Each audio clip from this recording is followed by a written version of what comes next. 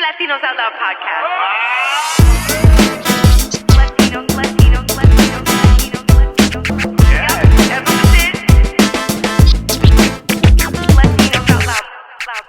Hi, everybody, and welcome to our weekly iHeart podcast speaker series.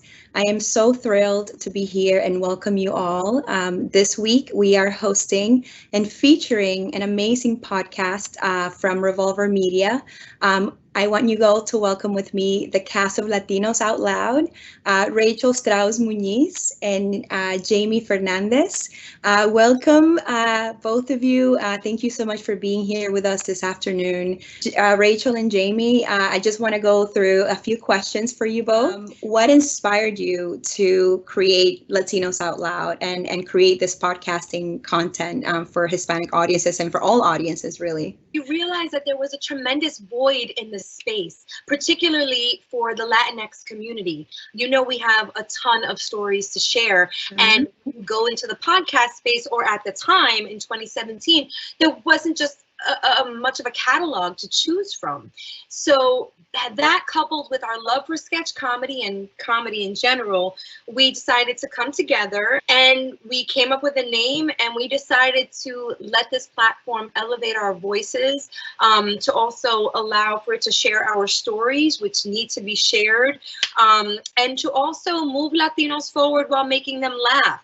And that's via segments that we do that's based around our comedy, and also inviting uplifting guests that entertain and educate. I wasn't, just a little fun fact, I wasn't in the original Here we go. Latinos Out Loud Here we go. group. There was shout out to Andrew Santiago. He was in the original four. Then he went out to the West Coast. And then you would think I would be next after that, but then they had someone else for a little while. Shout out to Danny Garcia, an actor, really funny guy. And then after Danny bowed out respectfully, then it was like, oh yeah, Jaime, maybe we'll see, like a test run. And then I kind of, you know, I went for a couple of episodes, and then they kept me after a while. Well, you gave us no choice. Are you going to tell them about the letter that you wrote us? I wrote a very angry letter, and handwritten, old school. Oh, wow. So, yeah, but newspaper clippings. It was so weird. It was a little creepy. It was like a manifesto. Yeah. I love this because we see that a lot of the most popular podcasts start with just a conversation between friends. I'm really happy to see that you guys decided to follow your gut and obviously create this content. I'm a huge fan, and I really do believe that Latinos Out Loud captures the heart and the culture of the Latin community. And again, to your point, this is content that is much needed. So how do you guys decide where the content is going in terms of, you know, it's a little bit of comedy, some important conversations that need to be had, uplifting stuff, guests? How do you guys decide, and what's the planning process like for you guys? We kind of have a setup, you know, so we know exactly like what we're gonna do in the first 15 minutes. We're gonna talk about what we've been doing the past week, what's going on in our lives, any funny stories, and that's kind of revs us up for the rest of the show. After that, then we start doing our segments that we already have, you know, pre-planned. I do a segment, Bochinche Bites, which is very gossipy, but also, you know, with comedy and jokes. Then Frank Nibs does his Frankspiracy news, and he has his little Frankspiracy stuff that he takes very seriously, and then we just kind of like make jokes about it and kind of not take it seriously, but it's a good kind of balance there. And then Rachel has she has like 3 segments that she'll pop in here and there. One of them is Momedy, where she just talks about being a mom, which is very relatable to a lot of our listeners that they've even just written in on the comments. They really love that segment. And then after all that, then we'll have our guest, and our guest is usually the last 30 minutes of the show. So pretty much we have a kind of a template that we use. Like the crux of our show, to Jamie's point, is comedy, but because we've become this like go-to for conversation for the Latinx community, we also feel the need to talk about the issues that matter most. We get on these group texts where we're like, okay, this issue arose and we need to address it head on. We need to talk about it and let people know what our POV is and how this affects the Latinx community. So we understand the importance. And that came like later on, like in the beginning, keep it real. We were like, no, guys, we're here to make people laugh. We want them to escape with us. Let's stick to our guns. But then later on, we heard the listeners and they asked us to comment on. And they were like, please, we want to hear your opinion. We want you to talk about it so you can lead the conversation and then we can chime in with how we feel.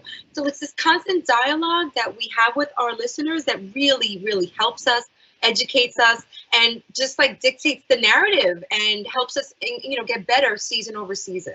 Absolutely. And I love the fact that you guys are paying attention to everything that's going on around you and creating your content based on that. And on that topic, something that has been very top of mind right now is everything that's happening in the Black community. And one of the conversations that I particularly really have enjoyed is how that situation has really shed light into the racial discourse that we have within our own Latino community. And I know that within some of your content, you've been addressing this specifically. Can you tell us about, how you're reacting? Obviously, this is a hugely sensitive topic and navigating it can be very delicate. How are you having those conversations with your listeners, with your viewers? And what are some of the things that you have uncovered for yourself? Any discovery on your own, ethnicity and identity? We've been talking about this, we've been talking about colorism. We've been talking about how it affects, our living, my children. We are a very multiracial family. And so I have a lot of explaining to do, and I'm starting to do that with my 5-year-old. But we've had guests like Amara La Negra, from VH1's Love and Hip Hop, that addresses the issues head on wherever she speaks. And she came on our show and we had a very real conversation. If you guys want to check out that episode. And she's out there representing for Black Latinas right now. We've also had, guests like Bad Dominicana, who's been a TEDx speaker, who's been banned from Twitter several times for what she has to say about colorism and being a Black Latina. And so we are talking about these issues. In the past, it hasn't been, I guess, at the forefront of what we discuss and what we build our content around, but we do understand the need to keep talking about it. Especially now, I think a lot of people are asking themselves questions that they normally wouldn't really ask or think about. Specific with me, I'm half Puerto Rican, half Spaniard. So already, my parents been arguing for years. And then I grew up in the Heights, which is mostly Dominican community, and all my friends are Dominican. So I've been, I've gone to all my, the families, Dominican families of my friends that I've just like been around and all the parties. Like, I feel like I'm more immersed in that culture. So there's a lot there that, with my identity that I have questions about. I like that our show, we can invite people from all types. I mean, Latinos are diverse within ourselves. There's such a diversity, all types. And I think, it's better to just talk about it and just, unfiltered, because a lot of the times you don't really know what you think until you say it out loud. You know what I mean? You're trying to find your voice and your opinion. And you might have it in your mind, but it's better to just kind of vocalize it and share it with a bunch of listeners that are just hearing you in real time. I mean, you don't want to edit it either. You're like, Rachel, maybe edit that last line that I said. I feel like it's very uninformed. And no, we just let it ride. And I think the listeners respond to that, and it helps us as well in our everyday lives, is trying to find out, just trying to, figure out our, what's going on with race. The conversation with race is never going to stop. Right. It's just right. continue. And it is inspiring to see the Latino community and the Black community coming together and forming a deeper bond. So agree, the conversation needs to continue in all areas of our lives, not only professional, but also religious, family, all of it. So I commend you for leading those discussions within your shows and your content.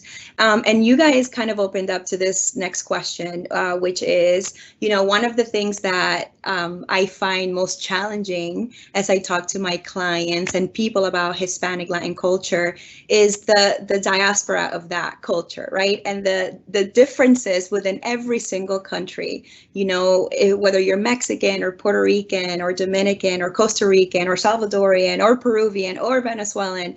We all eat different things. We all listen to different genres of music. We all communicate in a different way. One word can mean this to Puerto Ricans and it can mean this to Peruvians.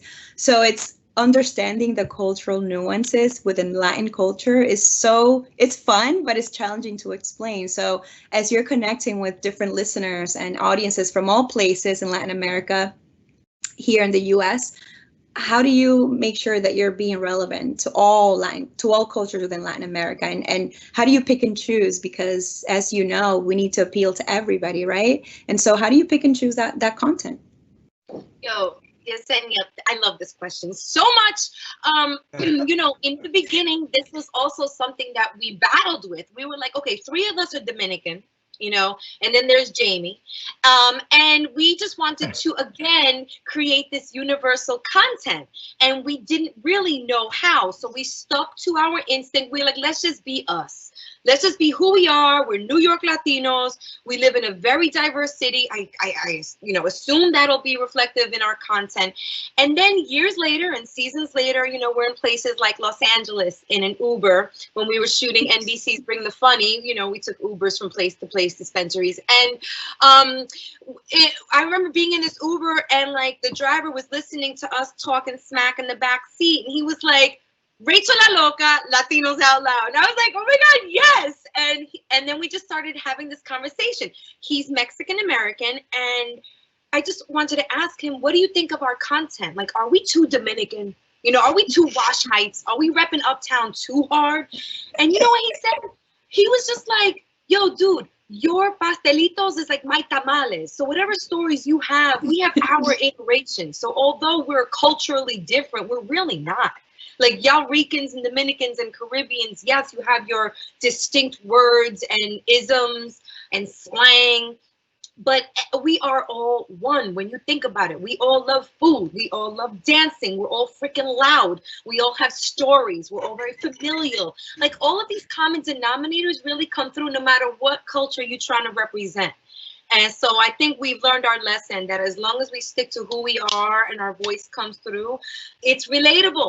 I agree with all that. And then I think that's what's great about the podcasting community, because, unlike TV and movies, you can get a bunch of you get a variety of Latino voices, right?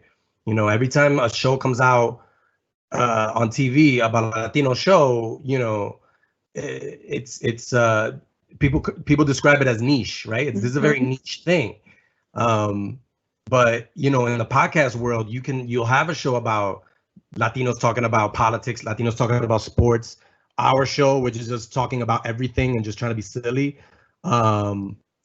So I think hopefully we get to a place eventually where we have more variety in other entertainment, kind of, options as far as TV and movies. But right now, podcasting is where you can hear from all types of Latinos. Yeah. And you get a kind of a smorgasbord of you see how we're not just one thing, right? We're so many other things. And that's great. I love this. So on the topic of podcasting, you guys have a huge social media following. You do sketch comedy on stage. You've done it all, really. How would you differentiate the content that you're creating for the stage, right, in front of a live audience, although we can't do that right now, right, because of COVID, but how would you differentiate the content that you create on audio versus on the stage, on a YouTube video or Instagram handle? Is there more freedom? I do hear from a lot of our personalities that the podcasting space, there's so much more freedom than the radio space, because you can extend topics, for example, you can kind of have more candid conversations. Do you feel the same? And how have you guys embraced that podcasting space? I mean, I feel like if specifically for the stage, and even if for social media, for video sketches, I mean, a lot of that is very structured, and a lot of that is very, you want it, you have different drafts. You want it to be as tight as possible. I think in the podcast space, a lot of it is like jumping out of a plane, and just without a parachute. You know what I mean? You're just kind of you're going for it. You don't exactly, you have a plan. Like we do have our template and stuff, but sometimes we go off on tangents, and a discussion will go, we'll get passionate about a specific discussion, or we'll just go off, Rachel has a funny story and we spend 15 minutes just kind of dissecting it. So I feel like it's a lot more structured outside of the podcast space. In the podcast space, it's basically, whatever, anything goes. And sometimes it's more fun to play, when there's less rules, you know what I mean? And I think you get more honest, stuff from that. I'm very, with sketch stuff on stage and stuff, like I'm very kind of anal about this joke has to be just right, and this specific line has to be there. Not in the podcast space. You can't be too critical, you can't be too critical. You just have to the show is done, whatever was said, and let's go on to the next one next week. Right. And I'm just going to add a little to that, in that, like, when we leave the show or when the mics are turned off, usually we start laughing about the main joke from that, like, the biggest joke or the biggest, like, moment of the show. And then we're able to then customize social media content. We kind of let our joke intuition lead what's going to then live on social. As far as like our YouTube strategy, and we could talk for a while, we're basically based on trial and error, so don't come to us. We're not experts yet, but learning as we're going. And we've learned that YouTube is a really important platform in podcasting. So we're entertaining video podcasting for the next season. But like, as far as Instagram, we like to post the content that will spark the conversation or further spark conversation as a supplement to the podcast. It's almost like, the cliff notes to the book, or like, a fun aid that will help bring other jokes to surface and give them a larger spotlight than the 3 seconds that we breeze through it while improvising during the show. So it's really fun to see, and shout out to our team. We have a kick-ass producer. Shout out to Francis. Like, it just doesn't, like, start and end with us. We're just the hosts, but we have a tremendous team that works so hard to help carry our vision out. So I just wanted to shout them out real quick. Absolutely. Amazing just to learn about that journey when you're creating content. So tell us about representation. One of the things that you both mentioned is the fact that creating this type of content is so important, because we really want to see ourselves in media, obviously across all areas, not just audio, but visually too. Who are those figures that you're constantly looking back and getting inspiration from, or who are those people that really showed you that there was a future for you in comedy, and as a Latino comedian and as a Latino creative, that there was a future for you in that space? Who are those figures that you guys get inspiration from? When I was growing up, I mean, I'm gonna sound old. It was like there wasn't a lot of internet and Twitter and Instagram, but it's true. It's like you had to, whatever you saw on television, that was like that was what you were like, oh wow, this is So I guess it was John Leguizamo when all his stage shows, and he kind of was, he was on HBO, and if I mean, I didn't pay, I had the illegal cable box, so I was able to see it, but if I didn't, then I wouldn't have known it was on HBO. But so he was one of those guys, and I think a lot of Latinos like my age in comedy would see him and be like, oh wow, this is a Latino doing his thing, doing voices from people that I grew up with or I know. And I think so now I feel like, young people, they have all these outlets, and you can find, that's why, a lot of these content creators are role models, because these are what young people are seeing. And if you see a Latino doing stuff on Instagram and doing sketches and getting followers and people coming. That's your role. That's who you kind of like. If he can do it or she can do it, I can do it. So for me, it was Leguizamo, and hopefully as we're trying to do things in podcasting and other avenues, and even TV and all this stuff. Where hopefully we can reach a point where they're like, oh, okay, these guys are doing it as well, and telling stories that I would never have seen otherwise. Right. And there are certainly, those comedians that we look to that have paved the way for us, like Leguizamo, George Lopez, Paul Rodriguez. Unfortunately, we don't have a huge arsenal of Latinos that we can just name on this list, So we've also drawn inspiration from like Saturday Night Live players and the people in sketch comedy that have brought an audible experience to their craft. So yeah, it's really exciting to also be in the position to be like asking those people to be guests on our show, because that's a huge criteria. It's like, okay, we can ask these people. We have a platform. Maybe they'll say yes. They'll probably say no, but we can ask them. So we've had Leguizamo on the show, and Leguizamo is part of Johnny Legs, because we're cool. Just kidding. We're not that cool. I don't know if he's gonna remember. Anyway. Yeah, we've had John Leguizamo on the show on a special segment that we called Latino Legends Out Loud, where we're giving thanks and paying homage to those Latinos that paved the way for us, that are making it a little easier for us to reach our goals. And so be on the lookout for that. We've had other guests like Kiki Melendez, who's a Latina powerhouse in comedy. She's a producer out in LA. We had the late, great Angela Lozada, rest in peace. And so that's another segment that we're really excited about, where we get to ask our heroes to drop some lines.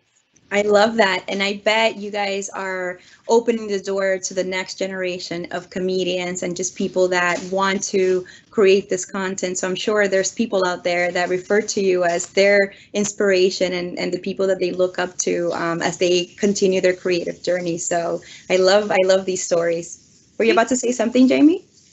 Yeah, no, I was just a play off of that. Like, Rachel talking about, we also grew up just watching a lot of stuff like SNL and just, non-Latino comedies. And so, our thing is like, we want to, meld the two, like we want, and I don't know if I've seen a show that really combines, the stuff that, speaking of the stuff that I grew up with, the comedy that I loved, with kind of just Latino characters, you know what I'm saying? I'm still looking for that like perfect combination of the two. And there's been a lot of great Latino shows, don't get me wrong, but for specifically something that is the PB&J, the perfect combo of the two things that I like. I mean, the comedy that I like, and then our culture. And I feel like we don't get enough. We don't get enough at bats, right? We don't get enough chances to show. Once a Latino show fails on network or any channel, that's like, we gotta wait like another year for another one to come up. So that's why it's great to support these shows that are coming out now, that are being successful with Latino characters, because that just means we get to get more chances to show different sides of us and different genres and different characters. So anyway, just adding that. Yeah, I love that. And, now we're entering the questions phase. So if anybody out there has questions for Jamie and Rachel, let us know. We have questions so far. So I wanted to know, iHeart discovered you through this network called Revolver Podcast, which is an amazing network of podcast shows that hugely focuses on Spanish language content, bilingual content. What is the importance that you see in these type of platforms investing in Latino comedy, investing in Latino content?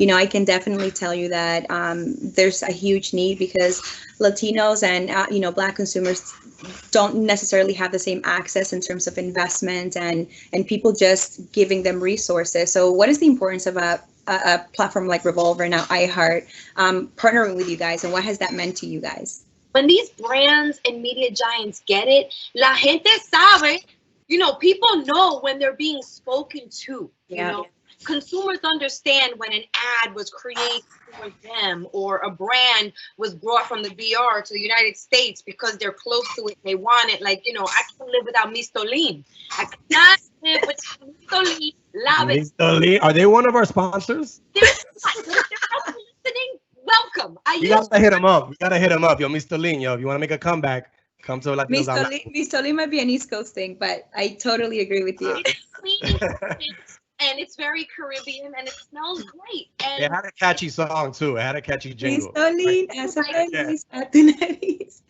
You know, I mean, I'm from the Heights too. I mean, but you know, it's really important, and I think for Revolver to realize the need, it's so great. And shout out to Jack and Maria and Tracy and everybody.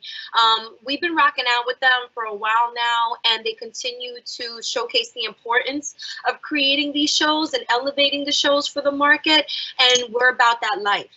When podcasting first started, you know, like everything else, it was a non-diverse space, and now I feel like a lot of people are, you know, not just Latinos, like a lot of cultures in general, are creating content in podcast, and I think it's just better in general to just have more voices and more outlets like a Revolver to let those voices kind of shine, and so it's great, and I think it's only going to get more bigger, you know what I mean? And I think yeah, the space continues to just grow. Exactly, and you know, we're huge fans of Revolver too. They're amazing partners, so I'm so glad that you've been able to find that support. And now, obviously, now on iHeart, we'll continue to partner together and grow those relationships. So shout out to Jack, who's an amazing partner of ours. Another question that I get very frequently is the term Latino, Latinx, Hispanic. You know, it doesn't seem like one term captures the diversity of this community. How do you guys feel about the term Latino versus Latinx versus Hispanic? And what do you prefer that people refer to you as? I tend to use them interchangeably, to be quite honest, with the exception of like the word Hispanic, which I think was created by a government organization to cluster us. But Latino, Latinx are two terms that I use interchangeably. I hope I don't offend anybody by being so, you know, flip-floppy, but I can't decide. I'm very bad with making decisions. I'm very indecisive. Ask Jamie. Yeah, I mean, I call people by their names just to be on the safe side. I don't want to offend. No, I mean, yeah, I guess the interchangeably is a great answer, you know, because sometimes it just, even if you were like, I'm only going to use Latinx, I mean, Latinos just comes out too, you know what I mean? It's just, Yeah. And until those are, you know, banned, or until there's one like almighty word that we all agree on, which I don't know if we'll ever come to that, you know, to an agreement on what is the best for each individual person, then we're just going to have to just, you know, go with, you know, what we feel comfortable with, you know what I mean, individually. So I'm cool with that. Cuando conviene, you know what I'm saying? Like in merengue, they don't say Latinx, make some noise. They say Latinos, make some noise. My mother used to call me Nene, you know, so Nene, Nena, Nene. Like, so that's, to me, that's, you know, I'll just yell that out. You guys and we, the three of us, live this 200% life, right? We're 100% Latino, 100% American, and we're navigating these two cultures every single day. When it comes to podcasting content, how did you make the decision between creating content in English versus creating content in Spanish? And what is the balance that you have found so that you're appealing to as many listeners as possible? You know, our Spanish is not so good looking. So, that's really what how the decision came about. Like, we could rock. I mean, we could rock, you know, like when my tia calls and she's like, es un tía, like I could rock. But yo, I mean, look, I'm New York born and bred. So, you know, the language, I wish I was better at it. I'm a huge disappointment to my dad, who's a former Spanish teacher, but I try. However, the bilingualism is something we just purely cannot escape, because some of these words have been so ingrained in us and injected into our vernacular. I mean, there is no letting go of coño. I can't let go of coño and coñazo. They're like my two favorite words all time. And some of our guests will push us to, you know, they'll come in and they'll just start speaking in Spanish, like rapid fire, and then, you know, we gotta keep up. You know, our conversational Spanish is not gonna do, you know, it's not gonna be enough. Like, we have to But yeah, I mean, we got to stay true to ourselves as far as like, but Spanglish is kind of like it's becoming a cheesy word, but I guess like, a lot of the show does delve into being Spanglish. You will have a lot of both in there, and that just kind of is, indicative of kind of where we grew up, that New Yorican type of kind of language that you just pick up in the streets and you just combine the two. Yeah. But I'm sure I'm sure Spanish speakers who are like will cringe at some of the stuff that we right combining certain words and stuff. It's like, ay, pero no, that's not right. Guys, we can literally talk about this for days, and I love this conversation so much. One final question before we wrap up, and if you want to keep talking, just call me and we'll keep the conversation going. Where do you see your audience? Where do you see your content mostly aligning to? Which audiences? Is it the younger, more bilingual, acculturated listener, Latino listener? Is it more? Are you kind of seeing like more older audiences coming to your content? How would you define your audience for Latinos Out Loud? I think we definitely skew on the more acculturated, younger side, although we do have that segment of, 40 plus that listens to us, that comes to our comedy shows. I think some of our audience actually came from what we do live around the country. But I think based on the comments and, the emails we receive, it's more of a younger demo. I would say like our sweet spot is in the like 20s, early 30s range. I'm no statistician, please don't quote me. I'm just going based off of the conversations I have with listeners and my observations. I agree. I mean, I feel like there's a young to like middle age kind of sweet spot that we hit. You know what I mean? And hopefully people that just like are comedy fans. I mean, I feel like we try to be, humor is still a big part of our show, that we kind of just, that's our thing. That's how we came up, so just doing these. So if you like to laugh, also Latinos Out Loud is just a great show to just listen to and just kind of bug out with us and chuckle a little bit for an hour. I love it. Well, guys, thank you so much for joining us today. Again, I've enjoyed this conversation so much, and we're in it together. We really want to support you in any way that we can, and we really appreciate the fact that you've stepped up to create this amazing content for the Latino listener. Next week, the week of July 16th, Thursday, July 16th, we'll have our next webinar series with the What to Expect organization. They're the ones that obviously created the amazing book, What to Expect When You're Expecting. So that's going to be super interesting content. So definitely tune in. Jamie and Rachel, thank you both so much for joining us. And I hope you have an amazing weekend. Thank you again. And we will see you again soon. We'll call you to finish the Call me. Yes, and please follow us at We Are Latinos Out Loud and check out our website, wearelatinosOutloud.com. Thank you, guys. Bye. Yep.